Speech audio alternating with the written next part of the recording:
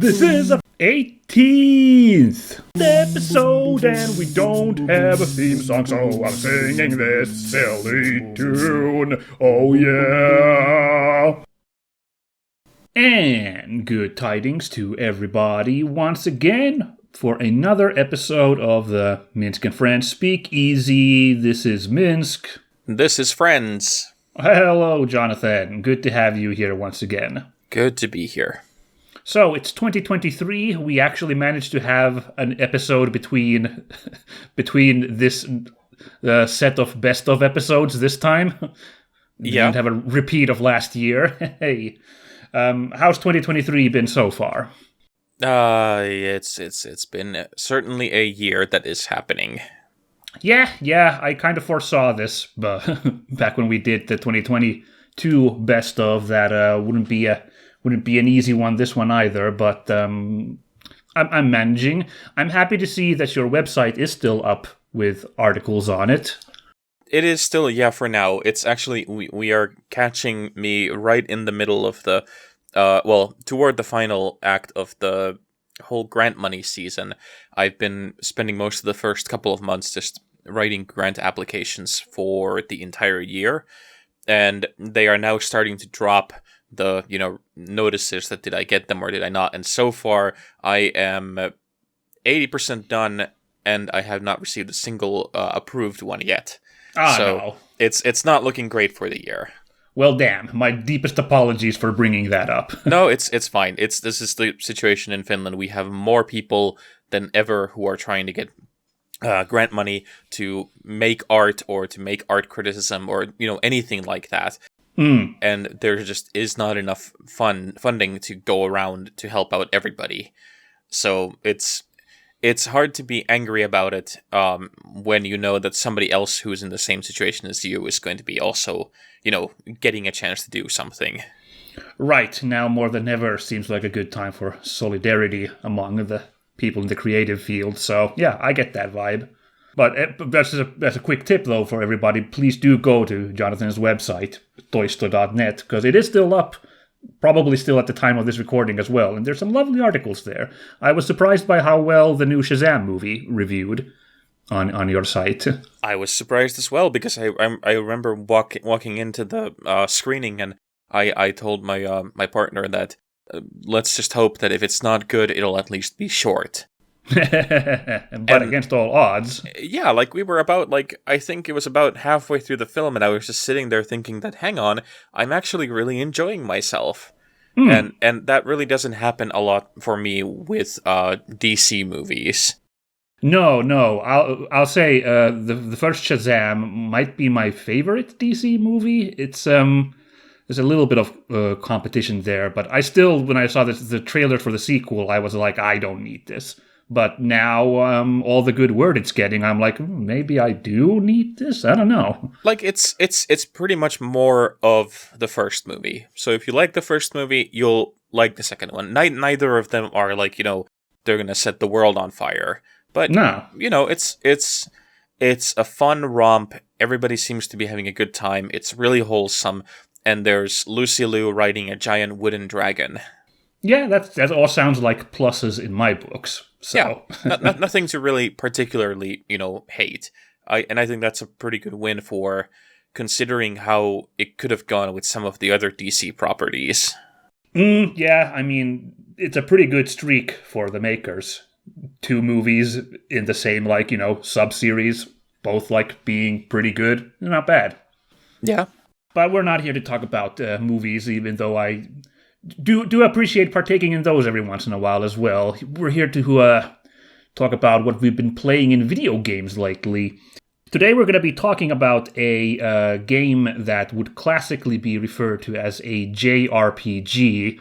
Before we get into the game itself, I really wanted to ask, have you been following the recent discourse around the term JRPG?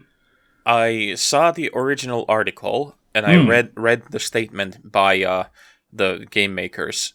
Yeah, Naoki Yoshida, the producer of Final Fantasy XVI, and I think he was also the guy who turned Final Fantasy XIV around, is his big feather in his cap. Yeah, pretty much. And once I read that, I was like, okay, well, that's enough for me. I never really like for me the shorthand always was because there were some like gameplay differences.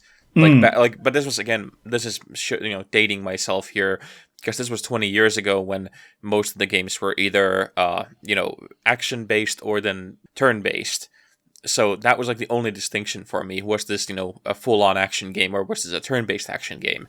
But now over time it's of course become completely muddled and it doesn't really make any difference. So I completely understood what they were going for about the whole please don't other us by just saying this is a JRPG, as if that's a completely different thing. Everything else beyond that was completely I don't give a shit what somebody else who is not involved in making these games has to say, essentially. Yeah, I'm pretty much on the same page. I was surprised because I kind of missed that apparently 10 to 15 years ago, people just were down on Japanese-made games that much, because I watched the Jim Sterling episode on the topic, and there were like clips from like game developers conferences where like Western developers were really weirdly openly laughing about the term. I was like, what world did we live in back then, and how did I miss it? But yeah, I mean, I for me, like, I loved the Final Fantasies back in the day, and a bunch of these games in this quote-unquote genre. So for me, like, it was never a like derogatory term to call a game a JRPG. It was just like shorthand for myself to like differentiate between the more like fixed character turn-based game that like Final Fantasies and its ilk were, compared to like a more make your own character, more open-ended thing that was favored in a lot of Western RPGs in that time. But like, obviously, I don't have any problem dropping the term, really, given the perspective provided by the Japanese developers. So I've been making a conscious decision to try to avoid that term. I'm not sure, it might not be in the episodes coming out yet right now, but at least like a couple of weeks or like a month from now, the episodes on my channel, hopefully people can tell I'm trying to avoid saying that word anymore. Because again, it used to be shorthand for a very specific kind of like RPG, which happened to often be made by Japanese developers. But yeah, in light of everything, like, I don't see any point really carrying that moniker around anymore. Yeah, and it's really odd that some people are throwing a fit about it, because like it's the whole changing of language thing should be pretty obvious by now. Exactly. Yeah. This isn't even the most egregious thing to like be like, do we need to keep this term around? I feel like I don't know. It's just been a name for a certain kind of video game, like for like the last 30 years or so. Right, and it's like it doesn't really matter anymore, considering what kind of games we're getting. Like, the only kind of differentiator you'll see is that RPGs from that part of the world tend to favor, some styles of like that they have a lot of Germanic lore in them and some influences that seem to kind of prop up in almost all of these stories.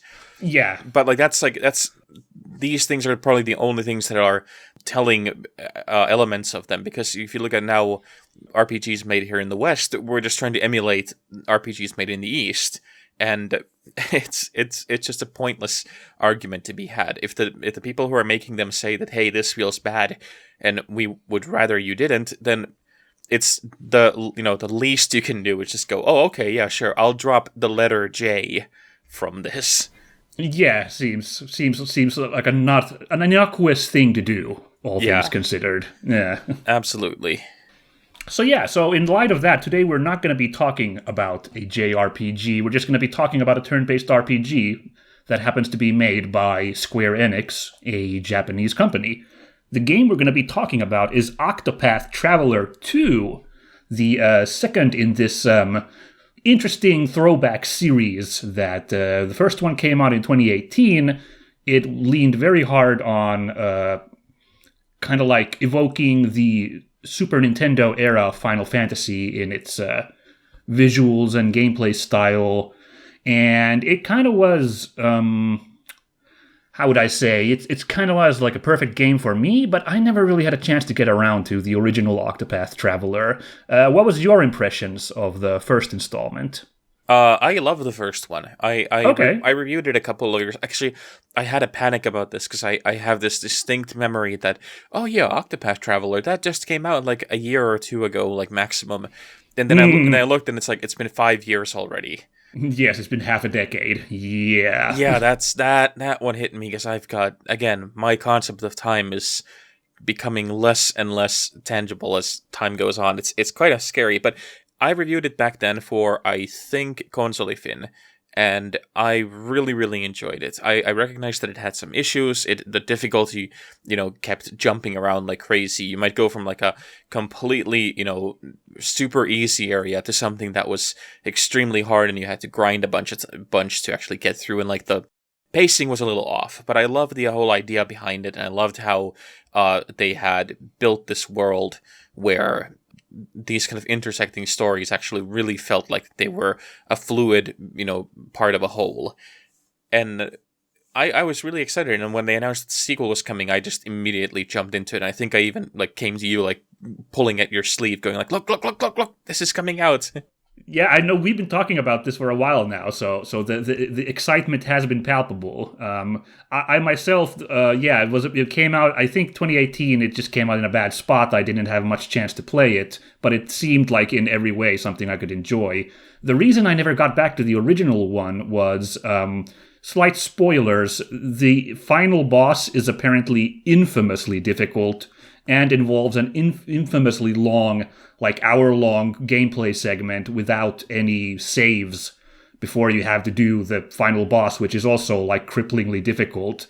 And I don't know, I just kind of like, I was like, oh, there's a bunch of RPGs I could be playing that don't have that, so I never did jump into the original one. And you did confirm that that's kind of like how it does go if you want to see the ending of the first one. It's very much like that, and I remember that the only reason that I didn't have that much of like a massive problem with it was that I had been warned about it like when I was getting ready for it, and like I was told by everybody that, hey, you're coming up on the final act and it's going to be a pain in the ass, so just do this and do this and do this and do this and just have these ready. And I had those, and that was kind of like having a little bit of a walkthrough given to you in advance, and that certainly helped. But I remember when I was writing about it, and when I was taking my notes down and thinking that, oh, this is one of these things where you're just like, I wish that they would just get away from this kind of a gameplay style, because the whole artificial let's make the game longer by the end by making the ending really ludicrously tough it feels really pointless. And like you said, there are other games to play at that point. Yeah, I don't feel like that many games even. Well, I don't know. I feel like a lot of games these days, the philosophy is to have the finale be like a bit more of a simple wrap up. Like you aren't put through the screws that much. Yeah. By at least in like these more story heavy games, I think they recognize, most developers, that it's better to wrap things up there in the final encounter, give a bit of a break. I feel like there's usually a climactic encounter like a little bit before the ending that's very challenging, but I don't know. And I think that there's the whole thing that I really do feel that difficulty in gameplay, or like difficulty levels in general, the thing is that it's an accessibility issue. Like, I don't see the point in making something that is difficult for the sake of being difficult. Interesting. This is a can of worms I don't think, at least myself, I'm not equipped to open up right now. I know this comes up all the damn time when you talk about, like, challenging games. Yeah, absolutely, and it's we'll save that for another special episode or something like that. But I think the main point is that I really did like Octopath Traveler 1, even though I saw that it had issues that could be fixed for the future.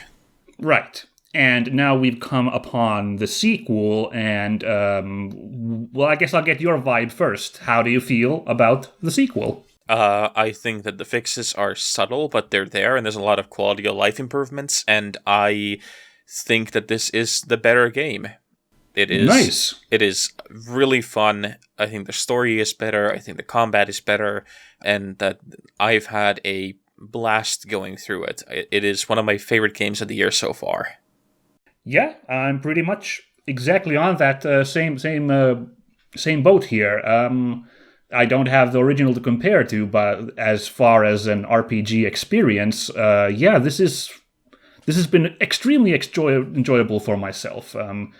And I say that I'm only about, I guess, halfway in. I've finished every chapter 1, and I've done a bunch of chapter 2s, so that's like maybe a third of the way through, maybe a third, a half, but it's been a stellar example of this turn-based RPG genre.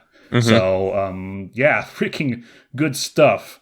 So, for those not familiar with the original one, if you're wondering what's the kind of the hook for Octopath Traveler versus other, Final Fantasy derived, shall we say, turn-based RPGs. The setting of the world is fairly, expectable kind of fantasy, kind of steampunky world of 2 continents. And there are 8 individuals in this world who all have personal quests. And you go through these 8 characters. And by that, I mean that there isn't like a central main character in this. This is a ensemble of 8 party members who all have their individual stories. And you kind of band together and experience them one by one. You kind of have a main character because you have to pick one to start with, and they're kind of locked in as your like permanent party member until you finish their story arc, which means that they're there for most of the game. But when the story is dealing with the other characters, it like really focuses in on that character, and the one you picked as main character, is just there as the person who's always in the party. I'm curious to ask right at this point, who did you select out of the 8 possible characters to be your first guy? Well, I was going to ask exactly the same from you. I started with the warrior, Hikari. Hikari, right. Hikari the warrior. He is a tragic figure. His serves the son of the king of a desert nation who is embroiled in a very Shakespearean family drama as his older brother seeks to usurp the throne. It's good stuff. Yeah, I really like Hikari's story, having played the first couple of chapters so far. It's interesting because I could guess everything that happens in the first chapter. When I say Shakespearean, I really felt like these guys have been reading Hamlet.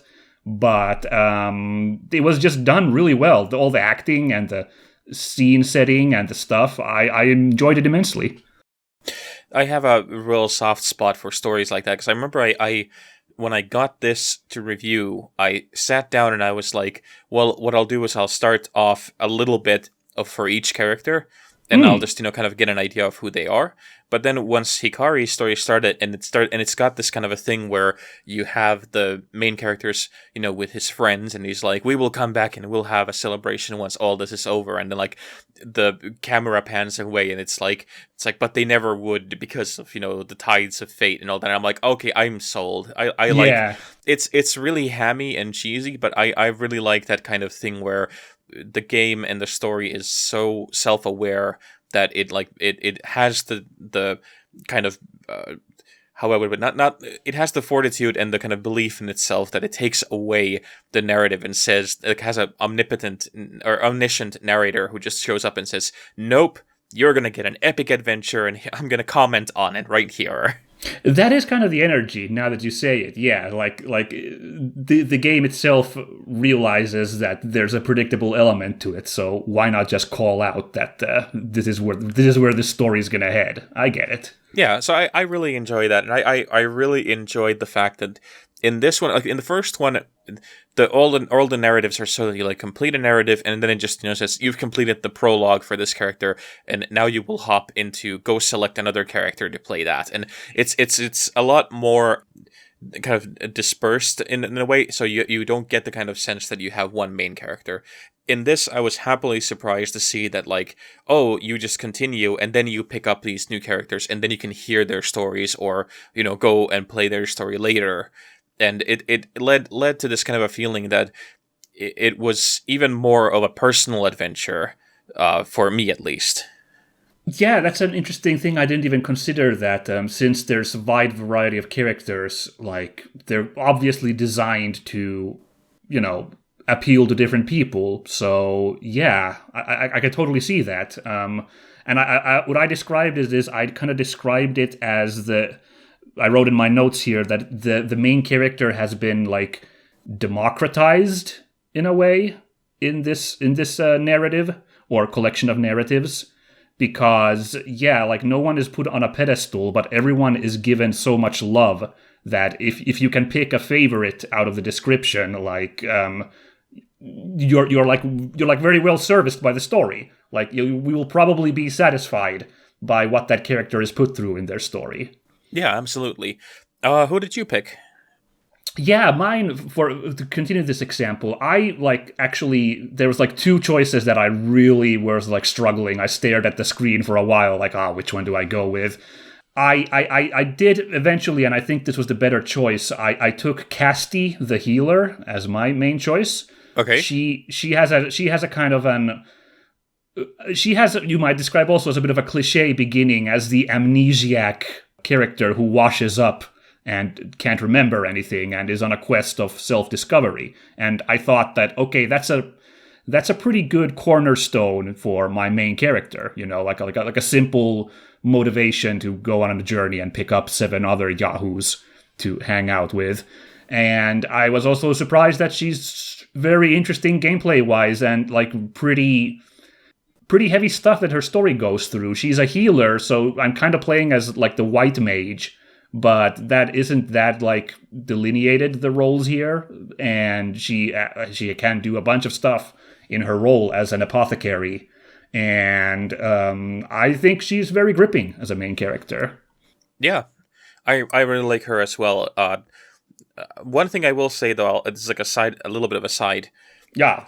I have a hard time, I don't know if this is just me getting grouchy and old, but I have a hard time remembering the names of main characters in new RPGs, because again, I'm dating myself with this, but, like, when I was younger, the character names were quite simple, but they were really, really memorable.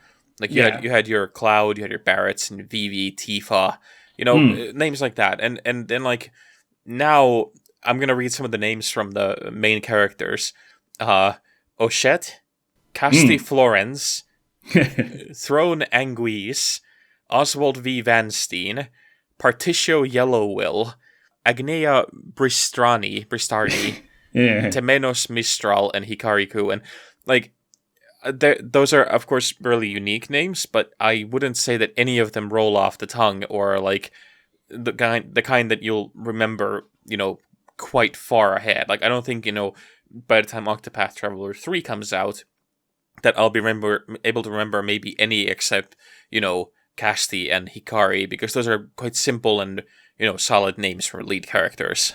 Yeah, and also if you actually, formed a bond with the character during your playthrough, it'll, of course, last better. I get that. Well, I mean, I love the merchant, Particio, but, like, it's just a terrible name. I get that. Yeah, Particio. You did notice the little mnemonic device where all of their initials spell out Octopath, though? Yes, I did see that, but it's one of those, like, yes, you're very clever, now shut up. Okay, just wanted to call that out, as a little help for remembering the names. Yes. That's very good. Yeah, it's like, well done, Square. We see what you did there. I actually wanted to mention Particio myself because his story was the one.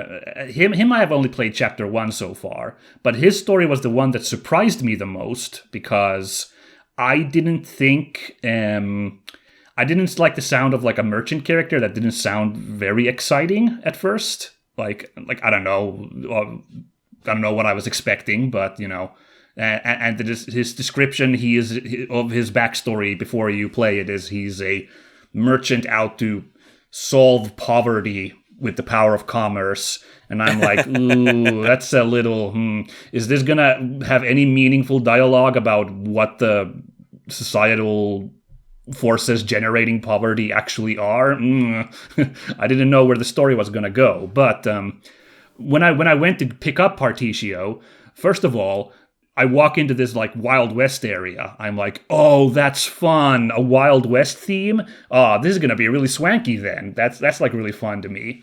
But then I got to his story, and it is like shockingly dark and shockingly not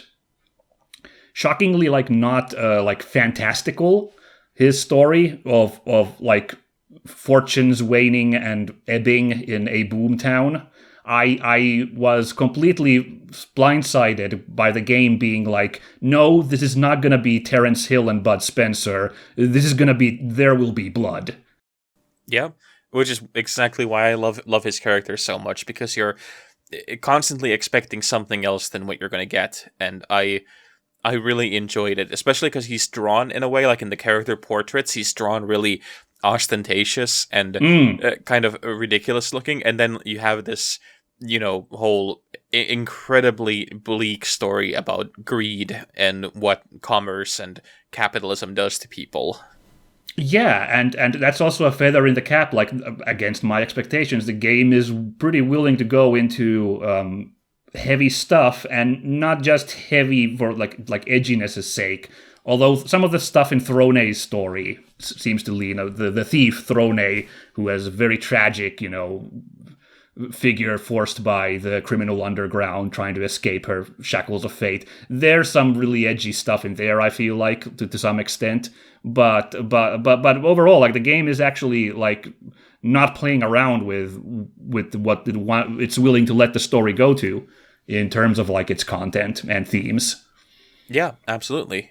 Yeah, so I will say this was a complaint already levied in the first game, and I feel myself, it doesn't really bother me personally, but I see it present here, that of course party interaction is rather limited here, because you are dealing with the stories of 8 characters, and whenever you deal with them, they're kind of laser focused on just the one character. The inter-party stuff is you can definitely describe it as lacking, I'd say, compared to a more traditional RPG, party-based RPG. I agree. That is probably one of my major and like only major complaint, is that I really kept hoping, because I liked all the characters and I liked hanging out with them. I really wish that there would have been something, even a minimal amount of interaction between them, because like one of my favorites in terms of this is Chrono Cross or Chrono Trigger, where you have all the characters, and depending on who you have in your party or who you're controlling, everybody has a different kind of reaction to things and a little bit different dialogue options, and you get this kind of a sense that you are actually on a quest with friends, because you get their input, you get their ideas of what is right and wrong for them. And here you don't really get that.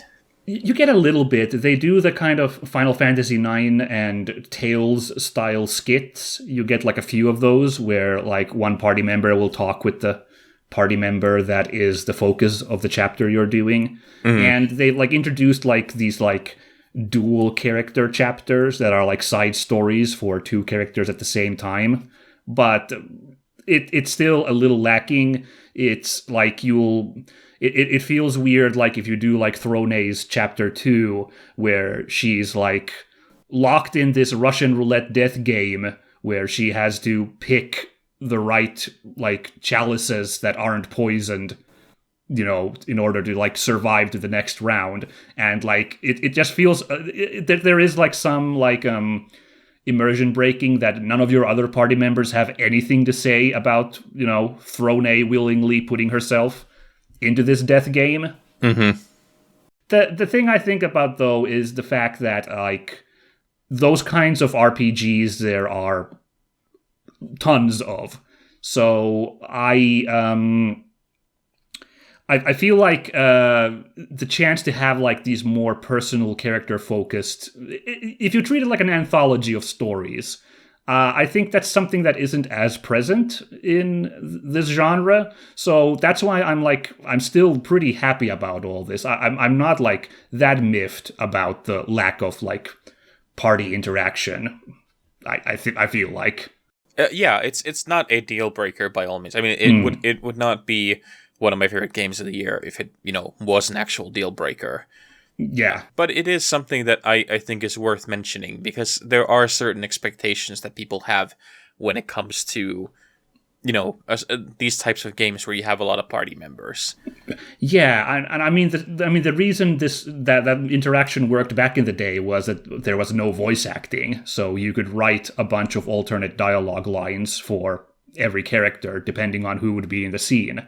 You didn't have to record the lines for those. I'm not belittling the amount of work that gets into writing dialogue, but obviously if you have to record lines, that's like an extra amount of work and, like cost and stuff. Especially since this has multiple options for, dialogue. You can do it in like the original Japanese or English, or I think there's even Spanish and a number of other languages. So take all that work and then quadruple it.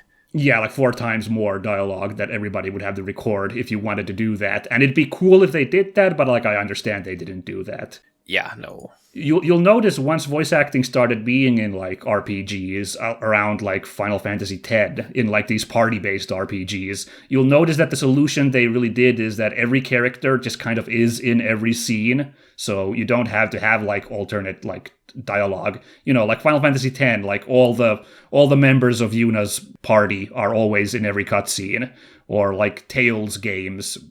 Unless a character has to leave the party for some reason, everyone is there, even if they're not in the fight. So, that doesn't happen here, so that just means that you just have the single character, and with no commentary from your other party members, which can feel weird. Yeah, and there's also the thing that the change in like Final Fantasy X forward, making it so that everybody, is in the party, or, in the cutscenes. That kind of also pushed forward the whole thing that more and more games started to try and be like films, which is something that I always really disliked, because films are films and games are games, and I really think that there's a much better way of telling a story in a game that you couldn't tell in a film. And, like, I do wish that, like, something like this, like Octopath Traveler, which is really charmingly retro in a number of ways, would have the faith in itself to, just go in hardcore, go right, and, go into that style of gameplay where it wouldn't need to have voice acting. Yeah, I mean, obviously I'm a giant voice acting fan. I think you can infer that from the hundreds of hours I've talked about it in my various videos. But, like, I do, to some extent, wish we still had games that didn't have voice acting in them, just because, again, that affords more dialogue. Just from that angle, I kind of wish we were still willing to do that, but yeah, I think the expectation just is kind of set now to some extent. So if it's going to be a game with any kind of budget, it's supposed to have voice acting in it, unfortunately. Yeah, well, so yeah, story is stellar. It's very different. Well, very different, but I'm saying like the whole anthology and jumping around. It's very different from what you expect, but it's stellar. There's some really great character work going on. What do we think about the gameplay, though? It's a turn-based RPG. It's fairly familiar in its combat. There's plenty of monsters to fight. Then turns crop up, and you have to utilize enemies' weaknesses and the specialized abilities of your characters to succeed. How does this combat rub you? I like it. I think it's... I have some issues with, again, the amount of grind that is in it. Mm-hmm. But, for example, the combat is so nice and fast-paced, and for the most part, it just feels a lot more alive than if it was, very much hardcore like it used to be. So I don't have a problem with it. I actually like the new or not the limit break system that they do here. And I like the fact that you have to kind of try around and try poking around and see like what weapons the enemies are weak against and stuff like that. I think there's a lot of really interesting and fun mechanics going on in it. Yeah, this seems like another one where they've kind of evolved the mechanics from those like 90s days where it's just like kind of toss your various abilities at the enemy, just trade blows and heal when necessary. And if you have some fancy moves, you can try to use those, but often just a clean offense is usually the way to go. Because this system, for one, this is borrowing from the other games that this team at Square Enix, Team Asano, made, Bravely Default, where you can bank points to have additional effects. In this game, the points just auto-generate every turn, and you can just choose to like spend a maximum of 3 to enhance your attacks or your moves. Mm-hmm. So that adds an element. The other one is that the enemies will enter a stun state if you can use their weaknesses against them. They have a little meter that attacks they are weak against will deplete when you attack them. And then when you get them there, they enter a stun state, and you can like open up on them for a while. So these two add a strategic element to it that definitely doesn't wear out, at least in the boss fights. I've found that the boss fights, especially in Chapter 2, once you have full parties to fight with, play around very interestingly with all these mechanics and like challenge you to deal with mix-ups on your usual strategies. I do think, personally, I thought that Bravely Default series, it felt a little bit more tactical there. This one, I feel like I do fall into a bit of a pattern as I play through it in how dealing with the enemies, and it's enjoyable for sure. And whenever you unlock a new ability for your characters, that usually adds something to it. But I was happier with Bravely Default, but this one's fine. This one's pretty interesting combat. Yeah, now that you mention it, I do think that Bravely Default might be a little bit more like, I wouldn't say more rewarding, but it's a little bit more in-depth of a system. And I do like that one as well.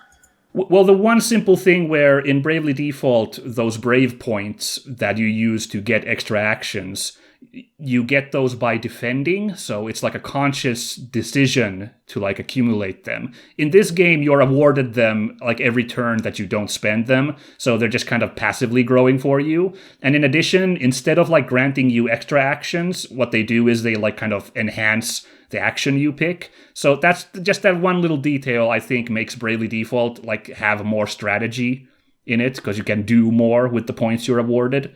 But this one's still fine. It's still fun to use that system here in Octopath. Yeah, I like it as well. Yeah. So outside of combat, there's a very interesting the character skill mechanic where you can interact with NPCs. Every character has a unique kind of interaction thing they can do with NPCs in the world. And this mechanic was already in the previous one, but I know that they've enhanced it for the sequel by adding a day and night cycle, which you can freely change between day and night. That's kind of fun, with the press of a button. And every character has a different action they can do depending on daytime or nighttime.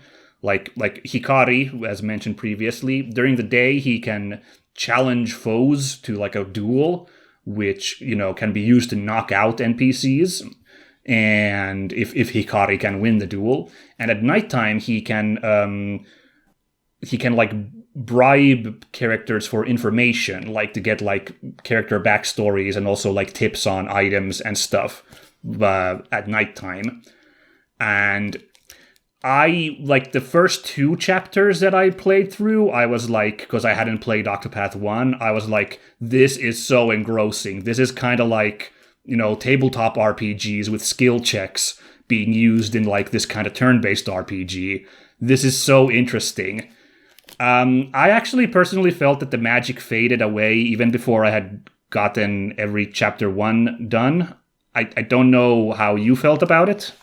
I would agree with you that it does lose a lot of its luster over time, and that's mostly because it's a great idea and a great mechanic, Mm. but I don't think that they utilize it enough, or in enough of enough of variety for it to actually, make that much sense in the end. Because like I think that it's a little too easy to just switch between day and night and just try the same thing over and over again.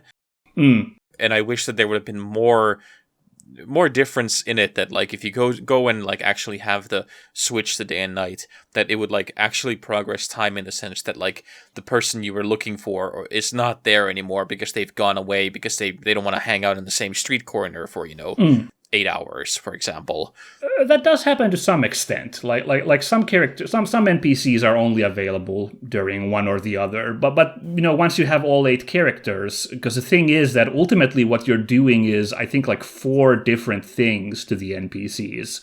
It's just that the method of doing it will be different. Like hiring a character to be like an assistant in the fight. Particio can use money to hire them in the nighttime. Freaking Agnia can use her charms. That's like a percentage based kind of luck roll, and Temenos can just kind of guide them.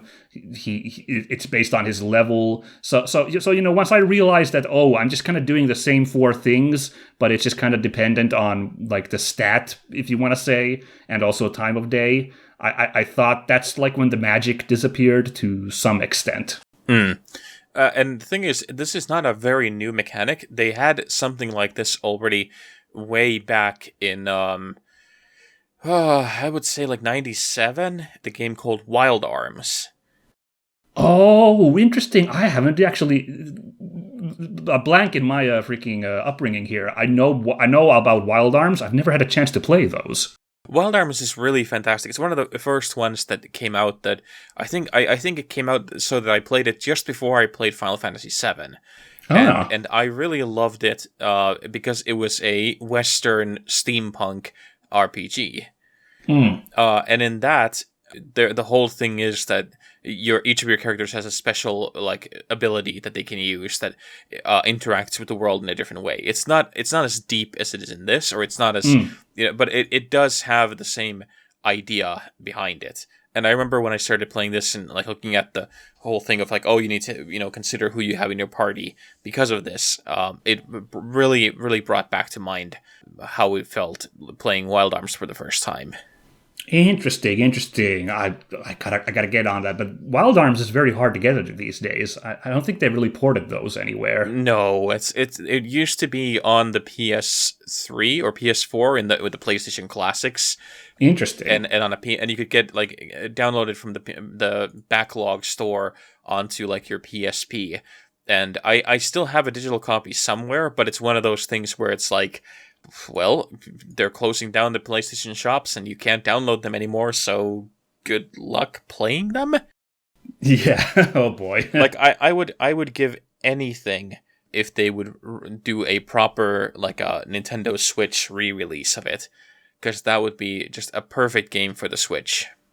You'd think it happened by now, given the success with all these other 90s RPG properties that have been like resurrected, but I don't know. Other one was a Breath of Fire. I don't understand what Capcom is doing. They're leaving money on the table. I see people all the time being like, we want Breath of Fire to be ported to the modern day. Like, what the hell is going on there? I don't get it. That's another one. Yeah, Breath of Fire 3, if that would come out, I would like instantly throw money at the screen until I got a copy, because that one I love as well very dearly. Oh man, this is a really stupid. We're getting completely off track, but I'm going to do it anyway.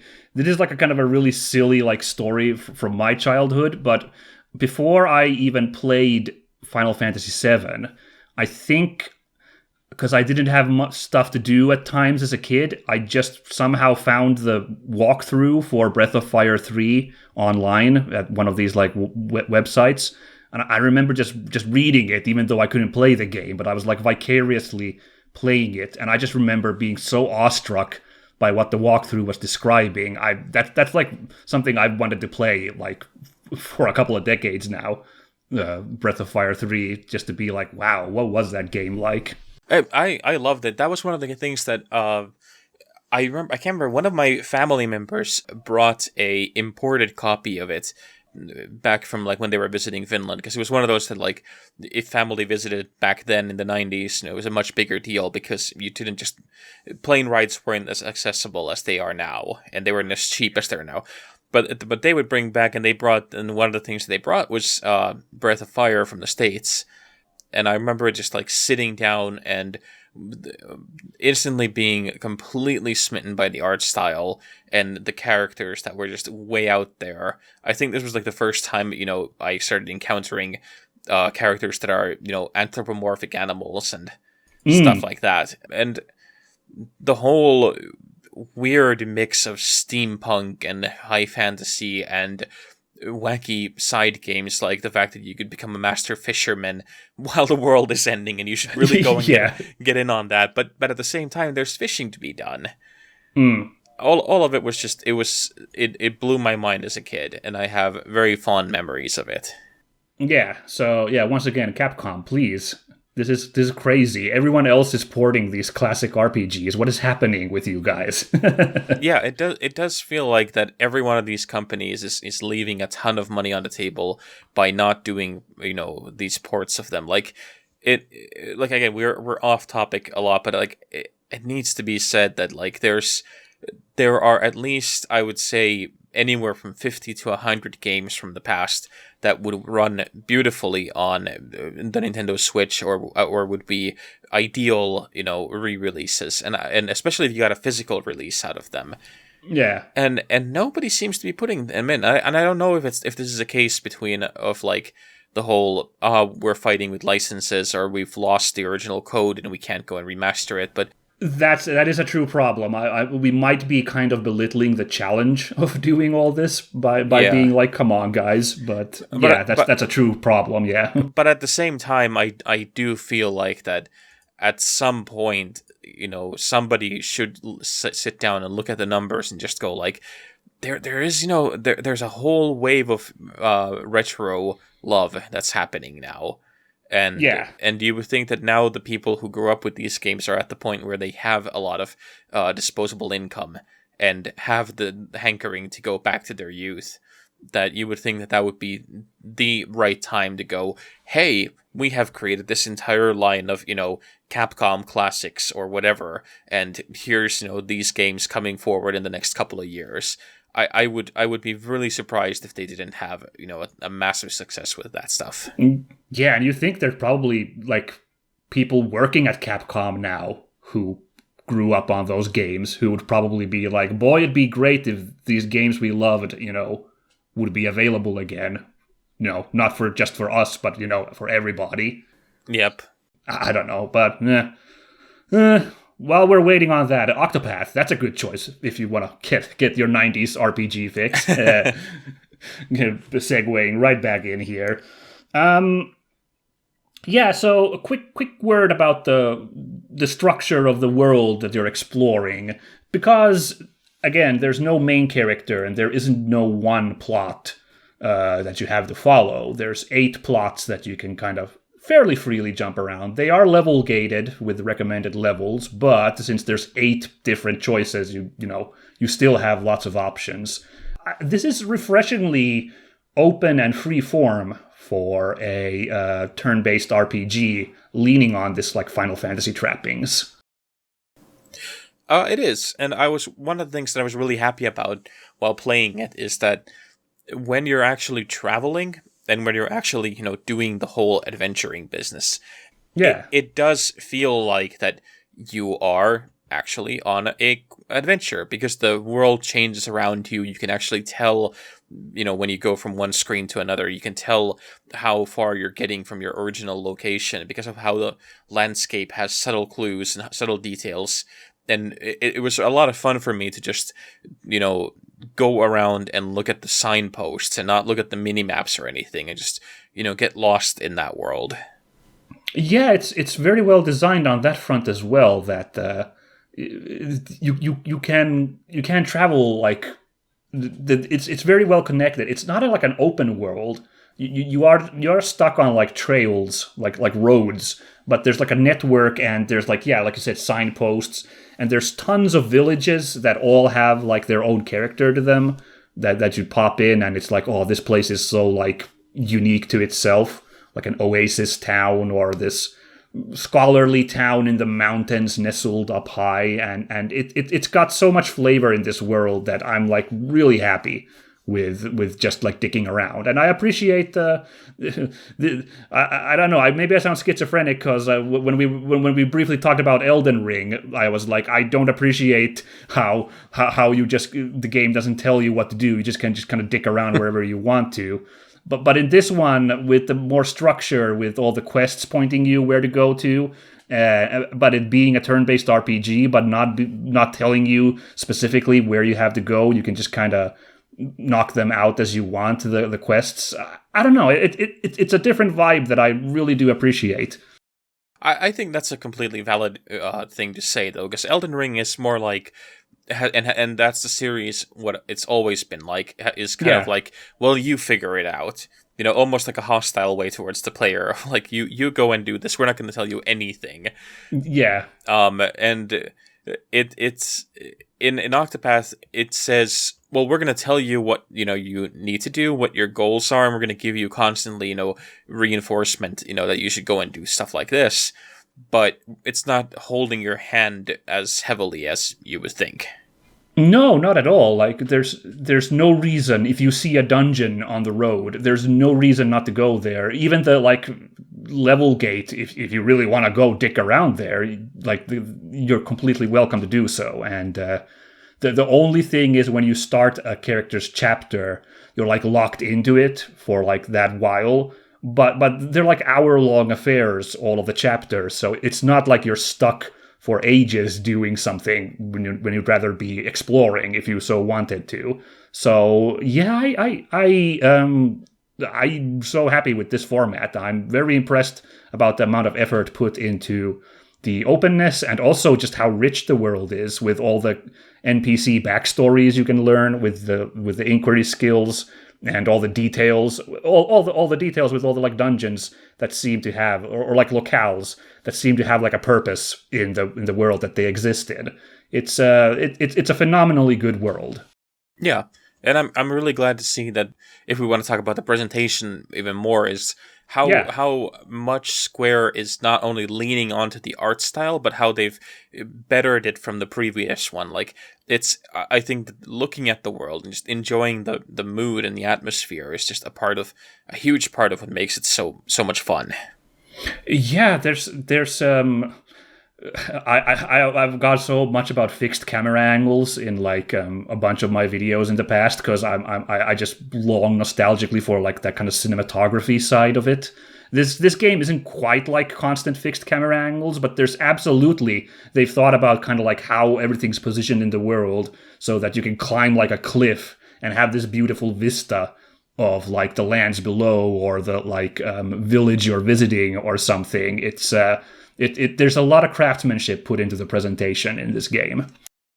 Yeah, absolutely. And I really like the fact that when you're in like a vibrant cityscape, the camera is brought just close enough that when you're walking and you can see the alleyways forming around you, and you can see you get this feeling that you are actually in a big city, even though the way that the game is built, it doesn't have the kind of grandiosity of a third-person adventure game where you can move the camera yourself and look up at the skyscrapers. But if it makes sense, it still feels like you're in a big world because of how smartly the blocking is done. Yeah, that's funny you brought that up. Like, the game ultimately does feel like it feels big and small at the same time. Like, when you look at the world map, like how quickly you traverse across the country when you like jump through like two screens, that does give me like a moment's pause of like, oh, this isn't nearly as big, this world, as I thought. But like the illusion of how big it is, and also the chance to make the world as beautiful as it is by keeping it constrained like that, I can't call that really a negative, ultimately. Yeah, no, I am willing to forgive a lot of the little things like that for just how charming it is. And it constantly does surprise me with how much stuff there is to find. So even though if the world does feel small, it feels packed. That's something I can describe it with. Yeah, absolutely.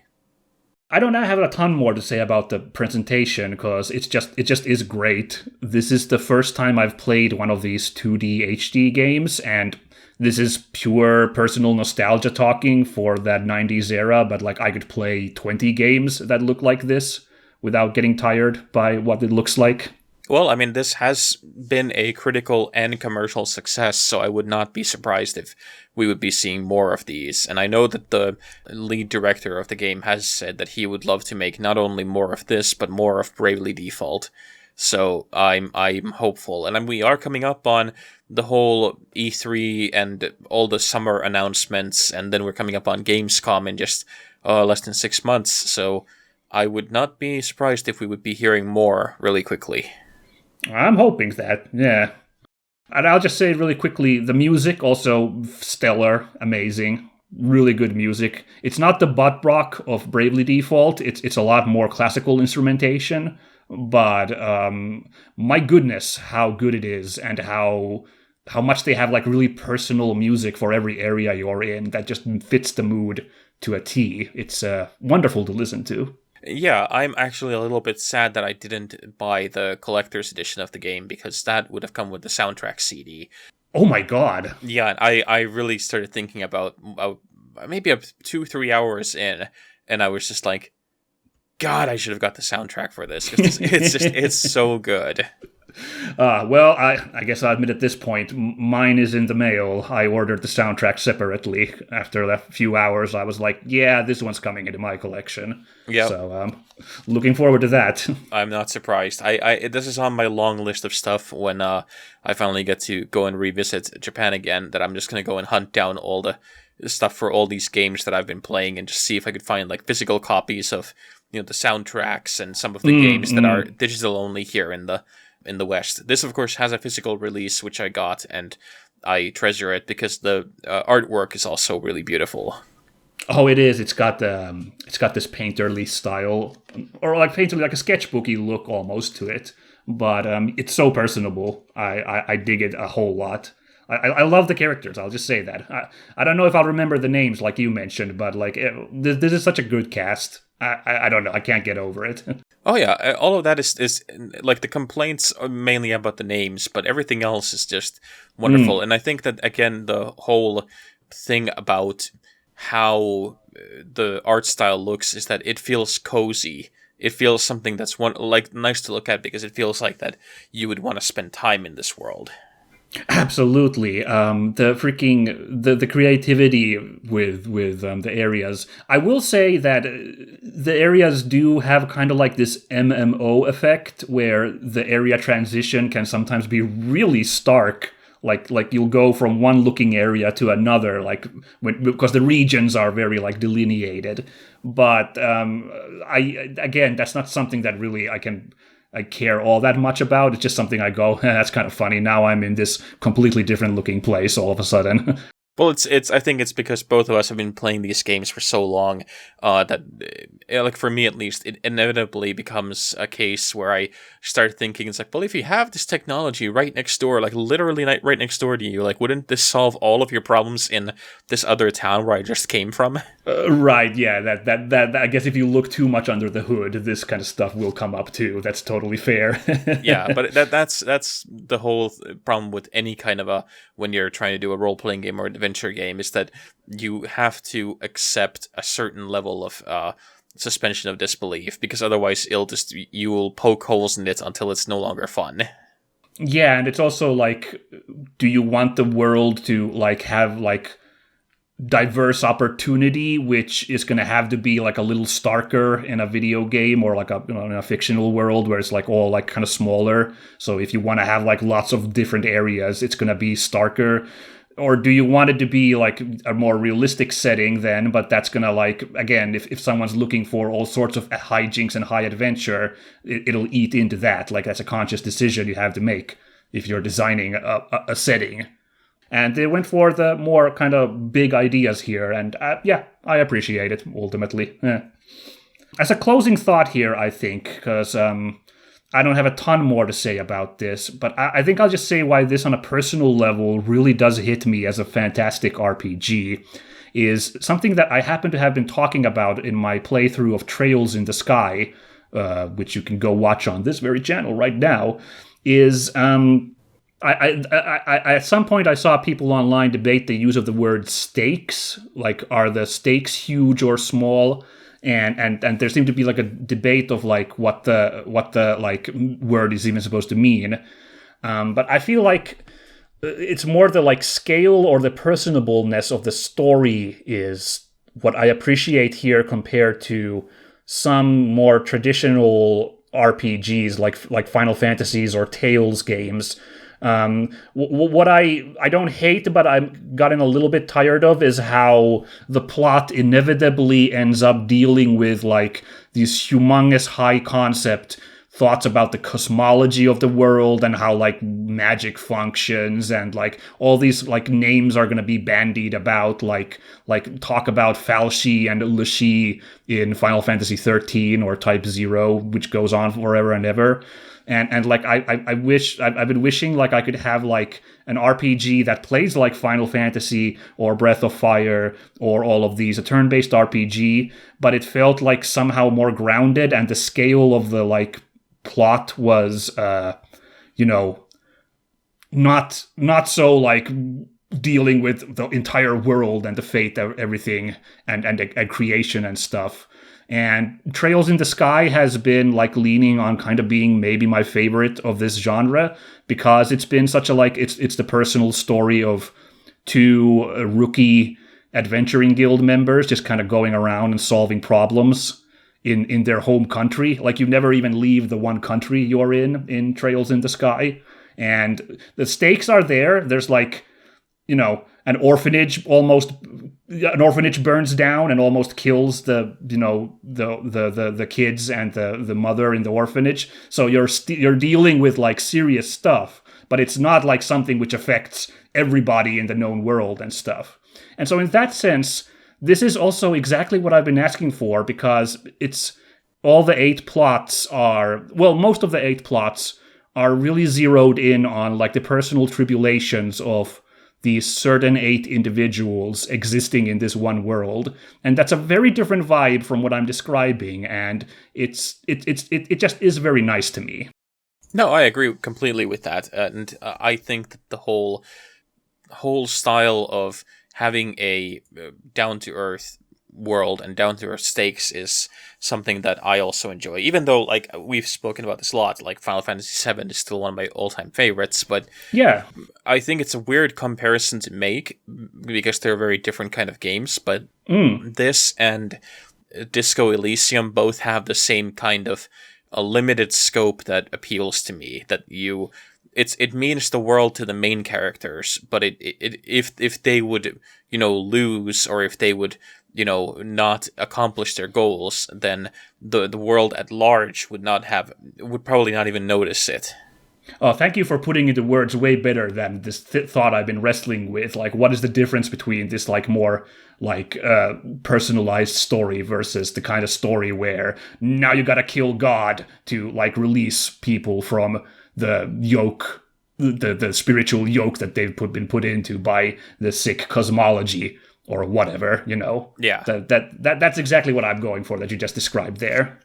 Yeah, and I think both you said it as well already. I'm just reiterating the same thing, but it's nice to have these stories on the side and have them, be a little bit different, because then we can go back to the big ones, the crazy, world-ending god fights. Yeah, hey, there's a new Final Fantasy coming out this year, so it's not like I'm not going to be prepped for that. I'm just saying, it's nice to get this stuff sometimes. Yeah, especially since that new Final Fantasy seems to be entirely about God punching God. Once again, what do you know? It turns out we got to punch some gods to yeah, set things right. We talked about this, by the way, like off the air once. Like, it's so funny. Final Fantasy 16 has been announced for, I think, like a couple of years now, and this is the first time we're actually talking about it on the podcast here. And I think we both had like sort of similar but different reasons why we didn't do it on this channel. Yeah, well, I think the big thing is that it's one of those "I'll believe it when I see it" kind of things. Yeah. Like Square has announced that there's going to be a new Final Fantasy, but let's see what happens. In 6 years when it's finally done. Yeah, that was me too. Like when they announced Final Fantasy 16, I'm like, great, okay, cool. And they're kind of leaning on The Witcher stylistically. That's interesting. I'm looking forward to that. When is this game going to come out, knowing how much they've struggled with getting any of their big productions done over the last, 15 years? I don't see any point getting excited until the actual game really is in my hands. Right, but now it seems like that a ton of people have actually played this new one, and I think they're just about to announce that it's going gold, because we are less than 2 months away from it officially coming out. Oh, shit. So, I think we can start getting excited, but let's see. Let's see what happens. We brought it up finally here on the podcast, so we're officially on FF16 watch, I guess. Right, and like if it's officially mentioned here, then that game exists. Hell yeah! Yeah, if we haven't mentioned it before, then it doesn't exist. I decree it so. Well, do you still want to say any closing thoughts? I think we've dissected Octopath pretty well, but you still want to add here anything at the end? I think that, if you have any kind of interest in RPG games, especially these old ones, and even if you don't, I would recommend giving the demo a try, because the demo is really comprehensive, and it's such a nice little throwback already in that sense that there is a demo for a game like this. That's true. Hey, you're right. But yeah, it's great, and I think that we're going to talk about it again at the very latest at the end of the year when we have our, big which games did you love this year, because I have a really strong feeling that this is going to be on both of our lists. Oh yeah, I was thinking the same exact thing. Like, the other games coming out this year are going to have to work hard to for the number one spot, because like I said, this on a very personal what I'm looking for in an RPG level, this hit all the notes. So I can pretty much say it's gonna be coming back at the end of the year. Yeah, for me it's gonna be tough, because we have 2 Final Fantasy games coming out this year, and as a big Final Fantasy fan, I am excited about that. But I do think that it's gonna be a Square Enix heavy end of the year list. Yeah, sounds like Squeenix is eating good this year, so congrats to everybody there. Yep. You should still stop doing NFTs, guys. What the hell? Come on now. Yeah, did you not learn anything from Final Fantasy VII? Don't be that company. It is so ironic that they have such a, caricature of evil company in their video game as an iconic villain, and they can't seem to get the shit together. From that very same example that they made. Yeah, that really is one of those, are we the baddies kind of moments. No, but seriously, for for team Asano, who is the guys who make Bravely Default and Octopath Traveler, you guys are killing it. This was fantastic. I'm pretty sure we both look forward to whatever is going to be coming up next from you folks. Absolutely. Good shit. All right. Well, that was a delightful episode of the Speakeasy, and it was a delightful game to go through. Thank you very much for dropping in once again, Jonathan. No, my pleasure. This was a nice, brisk, very positive episode. Yeah, good vibes for the start of the year. You gotta have some. Do you want to mention anything upcoming that's on the shake up here? I gotta see really quickly what my embargo is, what I can actually say. Okay. I have a couple of things coming up. I think the one that I can say is that the Night Visions Festival is happening right now.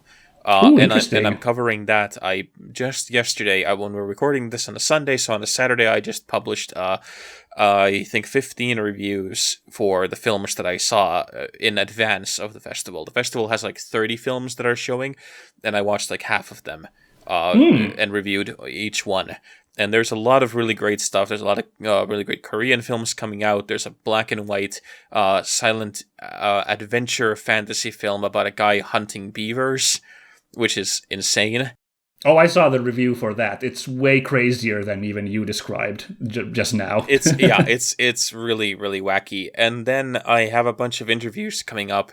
One that I'm hoping, I have no actually confirmation yet if I actually have gotten it. I have requested because Michael Ironside is coming to Finland next week. Oh my god. Yeah, he's going to be here for the festival, and I have been bugging everybody involved that I would very much like to talk to him, because I think that would be a really great chat, because he has been in everything that you and I have watched and all the games that we've played, so I think there would be a wealth of material to ask of him.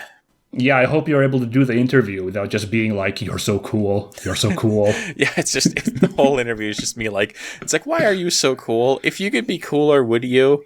Oh, bother. Well, that's exciting. I hope that pans out. I would love to read your interview with Mr. Ironside. Well, if it does, then, we will definitely mention it in the next podcast we do. Hell yeah. Okay, as for myself, not a lot of crazy stuff here to announce. We have Trails in the Sky that I mentioned before is an RPG that I love dearly as I'm playing through it, and I believe I've started the final chapter now, so that'll be wrapping up soon. I haven't decided what the big RPG I'll be playing after that is. So I don't know. There's a bit of mystery in the air. Also, Final Fantasy VII, the remake, I'm playing through that, getting close to the end there as well, and it's been a really good ride. And River City Girls 2 is the third game that I'm playing right now, which is a fun beat 'em up that I've also having a really good time with. All of these are pretty good stuff. I recommend watching them. I would also like to mention that I only just realized this, I think, yesterday, because I've been watching your Final Fantasy VII Remake playthrough, which I've enjoyed the hell out of. Yeah, thank you. But I just noticed that you have over 2,000 videos now on your channel. Have I hit 2,000? Oh my goodness. You've hit 2,000, yeah. It's good lord. It's staggering to me, and I salute you for that. That is insane to maintain that kind of quality and consistency for so long. Oh, thank you very much. Hey, everybody. This is apparently our 2,000 episode celebration, impromptu, here at the end of the podcast. Wow, we made it. Yeah, amazing. No, I'm super happy. It's just I think back to webcomics, which I'm not doing right now, but like I remember like webcomics, what was super important was like a consistent like timetable, like a consistent schedule. So I don't know, I just like really like I don't want to like miss a week of episodes. So I don't know, sometimes I think it does affect the quality. Sometimes I'm like, oh, I gotta record today, but I'm not feeling it, but I gotta keep it up so I don't run out of episodes. But I'm pretty happy I've been able to keep this project up as consistently as I have. So thanks to everybody who's enjoyed all those 2,000 episodes. Yeah, I just think it's really respectable, because I personally have a hard time maintaining that kind of thing, and I think that I would love to do videos more, but it's precisely the whole that could I maintain as a consistent kind of output and quality as you do, and every time I have this kind of it's a limitation on my part that I keep going like, well, if I can't do it as well as Minsk is doing it, then why the hell should I even bother? Oh no, I don't want you to feel like that. Please try making videos. Come on. I will definitely try, but no, it's meant to be. It's only meant to be a good thing about you, because I think that it's really insane how like even the Final Fantasy stuff, which is really heavy and there's a lot of it and it's a massive ass game, and it's just every time a new episode drops, I'm just like, oh great, and I'll have this playing because it's just consistently entertaining. Well, go watch my Tales of Vesperia playthrough, like those first like 80 episodes or something, where I spend like 20 minutes out of my 30-minute episode like finagling in the menu, and you'll quickly be like, oh no, I can do better stuff than this guy. Well, I am sure that that's just entirely because of the game itself. It's a little bit on the game side, but it was also a little bit of me being a lazy editor. All right, but hey, that was great, and here's hoping that we can pop in soon again with something else on the radar. So, but there's great games coming out this year, so we're not like starved for choice, I'm sure. No, I mean, right now we already have a new Resident Evil game, or a new remaster, but a new Resident Evil. Yeah, there's a lot of air quotes, a lot of doing the heavy lifting there. Actually, don't be surprised, folks, if that is the next episode. I am leaning heavily on actually getting this one. Haven't bit the bullet yet, but it's looking good. It's so good. Oh, dude. All right, I'm probably getting it. Fair. You've convinced me. Yes, that was the hard one. Yeah. But for now, from me and Jonathan, it's been a pleasure. Catch you all later. Bye-bye. Bye.